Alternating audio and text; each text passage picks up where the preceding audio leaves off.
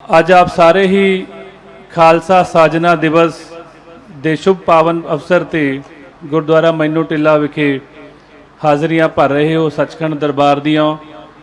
ਅੱਜ ਦੇ ਦਿਨ ਸਤਿਗੁਰਾਂ ਨੇ ਇਹੋ ਜਿਹਾ ਖਾਲਸਾ ਸਾਜਿਆ ਜਿਸ ਨੇ ਮਰਨਾ ਤੇ ਕਬੂਲ ਕਰ ਲਿਆ ਮਗਰ ਕਿਸੇ ਦੀ ਗੁਲਾਮੀ ਨੂੰ ਕਬੂਲ ਨਹੀਂ ਕੀਤਾ। ਗੁਰੂ ਸਾਹਿਬ ਕਹਿੰਦੇ ਨੇ ਕਿ ਪਾਈਆ ਪੱਕੇ ਛੋਲੇ ਲੈ ਲਓ, ਉਹਨਾਂ ਛੋਲਿਆਂ ਨੂੰ ਕਿਤੇ ਤੁਸੀਂ ਬੀਜ ਦਿਓ, ਉਹਨਾਂ ਵਿੱਚੋਂ 100 ਬੂਟਾ ਉੱਗੇਗਾ, मगर तुसी उन्हां छोलियां दी दली हुई दाल दे 2 टोटे उन्हां नूं तुसी किसी खेत विच खिलार दिओ, वो सड़ ते भावें जाणगे मगर वो उग नहीं सकते, क्योंकि दली हुई दाल कदे उग नहीं सकती। जिस वेले सतगुरां ने खालसा साजिया उस वेले साडा मनुखता दा हाल इहो ही सी, दली हुई दाल वर्गा। बीओ बीज पत्त लै गए, अब क्यों उगवै दाल। जिहदे कोल कल्ली माड़ा सी इन्नी कायर बन गई, जालम उत्ते जुल्म करन लगे। ਜਿਹਦੇ ਕੋਲ ਕੱਲੀ ਕਿਰਪਾਨ ਸੀ ਉਹ ਜ਼ਾਲਮ ਬਣ ਗਿਆ, ਕਮਜ਼ੋਰਾਂ ਤੇ ਜ਼ੁਲਮ ਕਰਨ ਲੱਗਿਆ। ਸਤਿਗੁਰਾਂ ਨੇ ਵੇਖਿਆ ਜੇ ਕੱਲੀ ਮਾੜਾ ਕੱਲੀ ਕਿਰਪਾਨ ਜੇ ਲੱਗ ਰਹੀ ਤੇ ਇਹੋ ਹੀ ਹਾਲ ਰਹੇਗਾ, ਤੇ ਸਤਿਗੁਰਾਂ ਨੇ ਦੋਨਾਂ ਨੂੰ ਇਕੱਠਿਆਂ ਕਰਕੇ ਸੰਤ ਤੇ ਸਿਪਾਹੀ ਦਾ ਸਾਨੂੰ ਖਿਤਾਬ ਦਿੱਤਾ। ਇੱਕ ਪੂਰਨ ਮਨੁੱਖ, ਮਨੁੱਖਤਾ ਦੀ ਪੂਰਨ ਮੂਰਤ ਸਾਨੂੰ ਬਣਾ ਕੇ ਸਤਿਗੁਰਾਂ ਨੇ ਪੇਸ਼ ਕੀਤਾ। ਆਪਾਂ ਸਾਰਿਆਂ ਨੂੰ ਹੀ ਸਤਿਗੁਰਾਂ ਨੇ ਇੱਕੋ ਹੀ ਹੁਕਮ ਕੀਤਾ ਕਿ ਪ੍ਰਥਮ ਰਹਿਤ ਯਹ ਜਾਨ ਖੰਡੇ ਕੀ ਪੌਲ ਛਕੇ। ਤੁਸੀਂ ਸਾਰੇ ਹੀ ਸਤਿਗੁਰਾਂ ਦਾ ਅੰਮ੍ਰਿਤ ਪਾਨ ਕਰੋ, ਗੁਰੂ ਵਾਲੇ ਬਣੋ। ਸਤਿਗੁਰ ਬਾਝੋਂ ਗੁਣ ਨਹੀਂ ਕੋਈ, ਨਿਗੁਰੇ ਕਾ ਹੈ ਨਾਉ ਬੁਰਾ। ਆਪਾਂ ਸਾਰਿਆਂ ਨੂੰ ਹੀ ਇਸ ਸਤਿਗੁਰਾਂ ਦੀ ਦਾਤ ਲੈਣੀ ਚਾਹੀਦੀ ਹੈ, ਕਿਉਂਕਿ ਸਤਿਗੁਰੂ ਹਜ਼ੂਰ ਪਾਤਸ਼ਾਹ ਕਹਿੰਦੇ ਨੇ ਸ਼ਸਤਰਨ ਕੇ ਅਧੀਨ ਹੈ ਰਾਜ, ਜੋ ਨਾ ਪਹਿਰੇ ਤਿਸ ਬਿਗੜੇ ਕਾਜ। ਇਹ ਮੋਰ ਆਗਿਆ ਸੁਨੋ ਹੈ ਪਿਆਰੇ, ਬਿਨਾ ਕੇਸੰਗ ਸ਼ਸਤਰੰਗ ਦਿਓ ਨਾ ਦਿਦਾਰੇ। ਜੇ ਤੁਸੀਂ ਅੰਮ੍ਰਿਤਪਾਨ ਨਹੀਂ ਕਰੋਗੇ ਤਾਂ ਤੁਹਾਨੂੰ ਮੇਰੇ ਦਿਦਾਰ ਨਹੀਂ ਹੋਣਗੇ। ਬਿਨਾ ਕੇਸੰਗ ਸ਼ਸਤਰੰਗ ਨਰੰਗ ਭੇਡ ਜਾਨੋ, ਗਹੇ ਕਾਨ ਤਾਕੇ ਕਿਤੇ ਲਸ ਦਾਨੋ।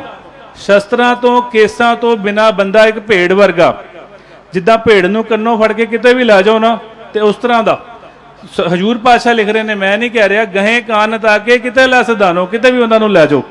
ਸੋ ਸਤਿਗੁਰਾਂ ਨੇ ਸਾਨੂੰ ਅੰਮ੍ਰਿਤਪਾਨ ਕਰਾ ਕੇ ਇਹੋ ਜਿਹਾ ਭਰਪੂਰਨ ਖਾਲਸਾ ਬਣਾਇਆ, ਜਿਹੜਾ ਖਾਲਸਾ ਖੱਤਰੀ ਬ੍ਰਾਹਮਣ ਸ਼ੂਦ ਵੈਸ਼ 4 ਜੋਨੀਆਂ 4 ਜ਼ਿੰਦਗੀਆਂ ਬਿਤਾਉਂਦਾ। ਇਹ ਖਾਲਸਾ ਸਵੇਰੇ ਅੰਮ੍ਰਿਤ ਵੇਲੇ ਉੱਠ ਪੈਂਦਾ, ਵਾਹਿਗੁਰੂ ਵਾਹਿਗੁਰੂ ਦਾ ਸਿਮਰਨ ਕਰਦਾ, ਇੱਕ ਬ੍ਰਾਹਮਣ ਦੀ ਜ਼ਿੰਦਗੀ ਆ। ਖਾਲਸਾ ਅੰਮ੍ਰਿਤ ਵੇਲੇ ਗੁਰਦੁਆਰੇ ਜਾਂਦਾ, ਉੱਥੇ ਕੱਢ ਕੇ ਆਪਣੀ ਜੇਬ ਚੋਂ ਰੇਸ਼ਮੀ ਰੁਮਾਲ ਗੁਰੂ ਦੇ ਜੋੜੇ ਸਾਫ਼ ਕਰਦਾ, ਗੁਰਦੁਆਰੇ ਲੰਗਰਾਂ ਵਿੱਚ ਝਾੜੂ ਲਾਉਂਦਾ, ਸਫਾਈ ਕਰਦਾ। ਇਹ ਇੱਕ ਸ਼ੂਦਰ ਦੀ ਜ਼ਿੰਦਗੀ ਆ। ਖਾਲਸਾ ਉਸ ਤੋਂ ਬਾਅਦ ਆਪਣੀ ਦੁਕਾਨ ਤੇ ਚਲਾ ਜਾਂਦਾ, ਕਾਰੋਬਾਰ ਕਿਰਤ ਕਮਾਈ ਕਰਦਾ। ਇਹ ਇੱਕ ਵੈਸ਼ ਦੀ ਜ਼ਿੰਦਗੀ ਆ। ਜਦੋਂ ਖਾਲਸਾ ਕਿਸੇ ਦੇ ਹੱਕਾਂ ਵਾਸਤੇ ਲੜਦਾ, ਜਦੋਂ ਕੋਈ ਜਰਵਾਣਾ ਉੱਤੇ ਚੜ ਕੇ ਆ ਜਾਂਦਾ, ਉਹਦੇ ਨਾਲੋਂ ਆਪਣੀ 3 ਫੁੱਟੀ ਕਿਰਪਾਨ ਕੱਢ ਕੇ ਉਹਦੇ ਨਾਲ ਲੜਦਾ। ਇਹ ਇੱਕ ਖੱਤਰੀ ਦੀ ਜ਼ਿੰਦਗੀ ਆ। ਸਤਿਗੁਰਾਂ ਨੇ ਸਾਨੂੰ ਪਰਿਪੂਰਨ ਖਾਲਸਾ ਬਣਾਇਆ। ਕਉ ਭਇਓ ਮੁੰਡਿਆਂ ਸੰਨਿਆਸੀ, ਕਉ ਜੋਗੀ ਭਇਓ, ਕਉ ਬ੍ਰਹਮਚਾਰੀ, ਕਉ ਜਤੀ ਅਨਮਾਨਬੋ। ਹਿੰਦੂ ਤੁਰਕ ਕਉ ਰਾਫਜ਼ੀ, ਇਮਾਮ ਸਾਫੀ, ਮਾਨਸ ਕੀ ਜਾਤ ਸਭੈ ਏਕੈ ਪਹਿਚਾਨਬੋ। ਸਤਿਗੁਰਾਂ ਨੇ ਸਾਨੂੰ ਇਹ ਖਿਤਾਬ ਦਿੱਤਾ। ਆਪਾਂ ਸਾਰੇ ਇਹ ਵਡਭਾਗੇ ਹਾਂ।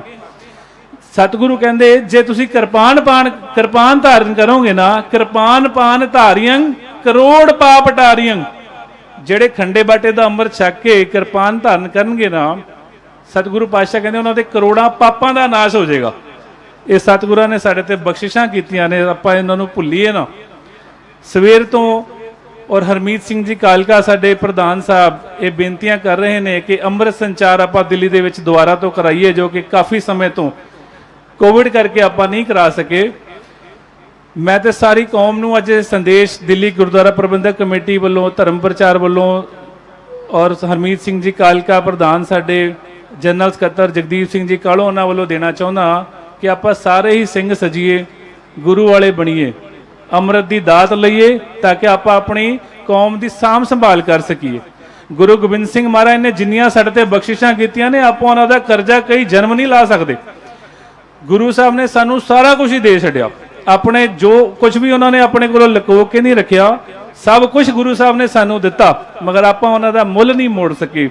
ਗੁਰੂ ਸਾਹਿਬ ਨੇ ਕੇਵਲ ਸਾਨੂੰ ਬੇਨਤੀਆਂ ਇਹੋ ਹੀ ਕੀਤੀਆਂ ਸੀ ਕਿ ਗੁਰਸਿੱਖੀ ਵਾਲਾ ਜੀਵਨ ਬਤੀਤ ਕਰਿਓ, ਸਿੰਘ ਸਜਿਓ, ਅੰਮ੍ਰਿਤਪਾਨ ਕਰਿਓ। ਤੇ ਇਹ ਸਾਡੀ ਡਿਊਟੀ ਬਣਦੀ ਹੈ ਕਿ ਆਪਾਂ ਗੁਰੂ ਵਾਲੇ ਬਣੀਏ, ਸਿੰਘ ਸਜੀਏ। ਜਦੋਂ ਆਪਾਂ ਗੁਰੂ ਸਾਹਿਬ ਦੀਆਂ ਬਖਸ਼ਿਸ਼ਾਂ ਵੱਲ ਵੇਖੀਏ ਤੇ ਜੇ मैं दिन पढ़ रहा सी भी हिंदी के जिहड़े पर्यायवाची शब्द होंदे ने ਉਹਦੇ ਵਿੱਚ सूरज ਨੂੰ ਆਪਾਂ ਦਿਨਕਰ ਕਹਿੰਦੇ ਆ, ਸੂर्य ਕਹਿੰਦੇ ਆ, ਹੋਰ ਮੇਰੇ ਖਿਆਲ 3-4 ਕੀ ਨਾਮ ਨੇ।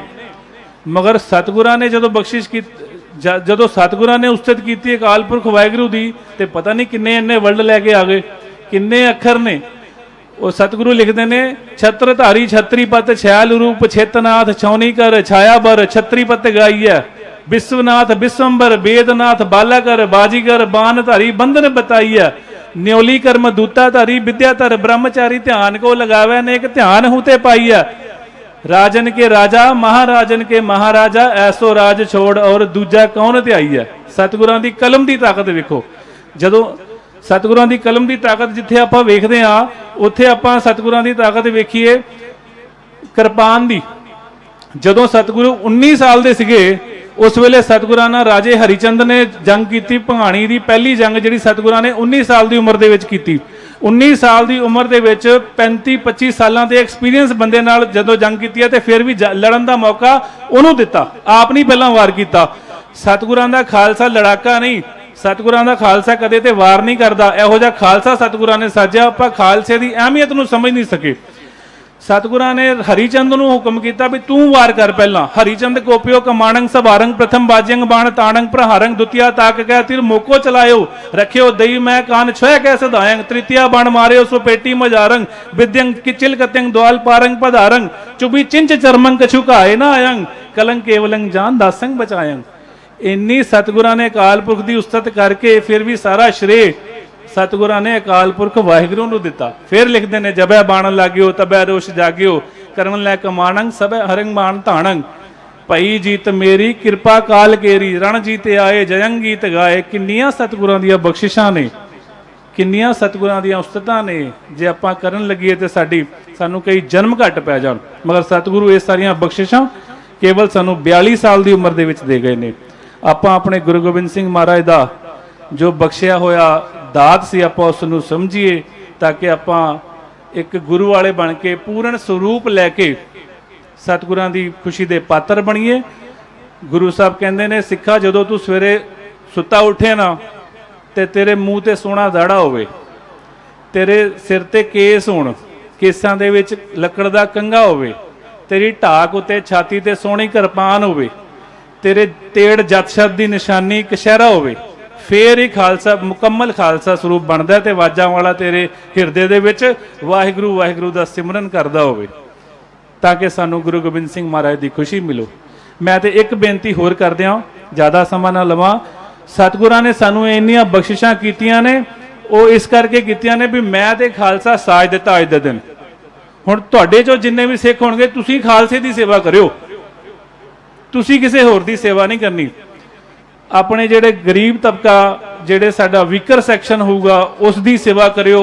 जिन्ने भी मेरे धनाड़ सिख होणगे, धनाड़ सिख ने मैं उन्होंने भी बेनती करदा कि अपने सिखां नूं आपां उच्चा चुकीए, किसी तरह उन्होंने सपोर्ट करिए। दान दिओ इन्हीं को भलो और दान दिओ इन्हीं को भलो और को दान ना लागत नहीं को, जे किसी होर नूं दान देने लगना नहीं। सेव करी इन्हीं की भावत और की सेव सुहात ना जी को, होर किसी की सेवा की मैनू नहीं सोभदी। आगे दिओ इन्हीं को भलो जग मैं जस और दिओ सब फीको। जे तुसी किते लंगर लाओ या किसी होर दी सेवा करो जस खट्टण वास्ते ते गुरु साहब कहते वो मैनू भाउंदा नहीं। आप गुरु साहब ने जदों भाई दया सिंह जी ने उन्होंने पूछा ना भी असी ते सीस दिते ने तां सानू अमृत मिलिया, तुसी सानू की दिओगे? गुरु साहब कहते मेरे घर दे विच जो भी है मोह ग्रह मैं मन ते तन ते सिर लौ धन है सब ही नहीं को। सारा कुछ ही तुहाडा मेरे घर दे विच, मेरा तन मन धन ते मेरे परिवार दे सिर भी वो सारे मेरे गुरसिखां दे ने। इन्नियां बख्शिशां साडे ते सतगुरां ने कीतियां ने। मोह ग्रह मैं मन ते तन ते सिर लौ धन है सब ही नहीं को। एक जकारा छड्डिए आपां कलगियां वाले पातशाह नूं याद करिए, अपनी हाजिरी लवाइए। बोले सो निहाल। सो मैं हुण बेनती करा साडे प्रधान साहब हरमीत सिंह जी कालका,